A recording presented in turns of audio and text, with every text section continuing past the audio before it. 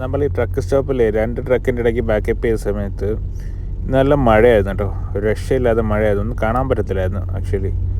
അപ്പോൾ നമ്മളിങ്ങനെ പാർക്കിംഗ് തപ്പി നടക്കുന്നപ്പം ടി എയിൽ അടുത്തുള്ള ട്രക്ക് സ്റ്റോപ്പെല്ലാം ഫുള്ളായിരുന്നു. അപ്പോൾ ടി എ ട്രാവൽ സെൻറ്ററിൽ ഇങ്ങനെ വലിയ ട്രക്ക് ടി എ ആണ്, ഒരു 100-100ഓളം ട്രക്കുകൾ പാർക്ക് ചെയ്യാനുള്ള സ്ഥലമുണ്ട്. അപ്പോൾ നേരെ അവിടെ പോകേണ്ടത്. അപ്പോൾ ഒരു പാർക്കിംഗ് ഉണ്ടായിരുന്നു കേട്ടോ, എല്ലാ പാർക്കിംഗ് ഫുള്ളായിരുന്നു.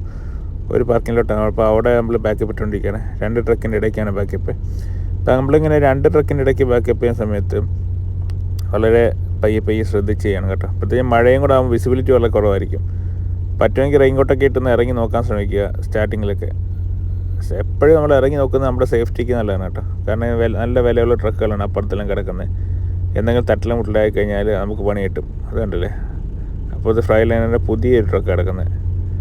സോ എല്ലാവരും വർക്കുമാണ്. അപ്പോൾ നമ്മൾ പയ്യെ നമ്മുടെ അടുത്ത് നമ്മൾ ബാക്കപ്പ് ചെയ്തിട്ടു ഹാപ്പി.